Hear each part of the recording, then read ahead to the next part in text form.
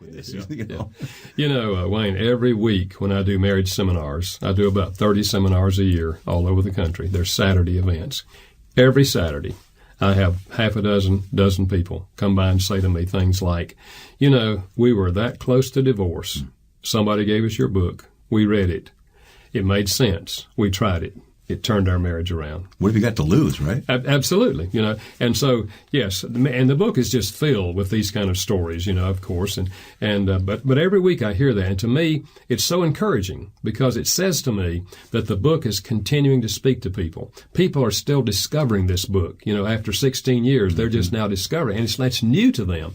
And when you do discover it and apply it in your marriage, it makes a tremendous difference in your marriage. Gary, tell me more what goes on inside you when you hear people come to you and say, God has used your book this way in my life. But for both you and your wife, because this has been a team project, hasn't it? Well, it has been. And, my wife and I originally wanted to go to Africa. That was our goal, to go to Africa and teach in a seminary, train national workers how to reach their people for Christ.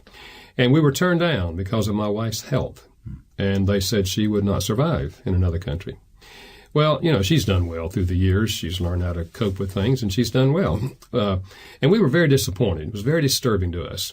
But then as the years went along and I began to write books and so forth, they send us all the editions of all the foreign, send us copies of that. And you're fluent in all those languages. Yeah, right. People think if I write in their language, I can read their language. But but my wife and I pray for the countries, and we pray for the books when the books come in. And I don't know, 2 or 3 years ago, we had opened up a box of books, and I looked up at my wife, and she was crying. And I said, Carolyn, why are you crying? She said, Gary, I'm just remembering.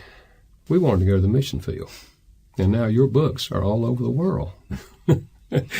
And it was just that moment of, in which we just realized the sovereignty of God over our lives. Mm-hmm. He had all this in mind. When we were turned down for the mission field, it never crossed my mind to write a book. In fact, it never crossed my mind to get into counseling either.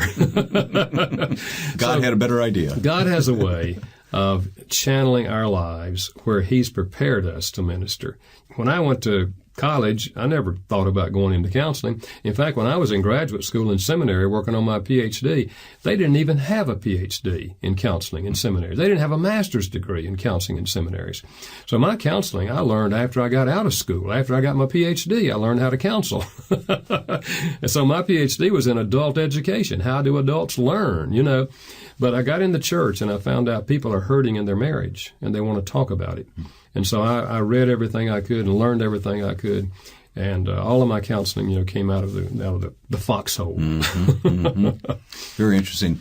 I'm sure you talk about this in the book, but what if a husband and wife aren't on the same wavelength at all? Yeah. And let's say the wife picks up this book, thinks this is great, and wants to implement this, but her husband's not cooperating. Well, I find that often in my counseling. A wife will come alone, or a husband will come alone and say, my husband will not come for counseling. He won't even read a book. He won't even talk about us. And they come very defeated, but they come also asking, is there anything I can do? And what I've done many, many, many times through the years, after I've heard their story and felt their pain, I share the concept of the 5 love languages and how all of us desperately need to feel loved. And that just as the wife feels unloved sitting in my office, the husband probably feels unloved too. He's at home, but he won't come for counseling, but he doesn't feel loved either. He's clammed up about it. Yeah, right. And so I share with her that concept, and that the most powerful thing we can do for another person is to choose to love them in their language over a long period of time, unconditionally, no matter how they respond. No payback? No payback at all. Just don't expect anything. And over and over again, I've seen those husbands, or sometimes it's the wife, who melts when they start to get love in their own language. I remember years and years ago, a wife stopped by my office and she said, I'm on my way to the lawyer's office. I don't know why I came in here. I know I've heard about you. I knew this was where you worked, and I just came in to see if you'd happen to be free. And I just want to say, I don't know why I came here. And then she poured out her story of a husband who basically had neglected her for 20 years. She said he works all day. He has an automotive shop in the backyard. He works on cars in the evening.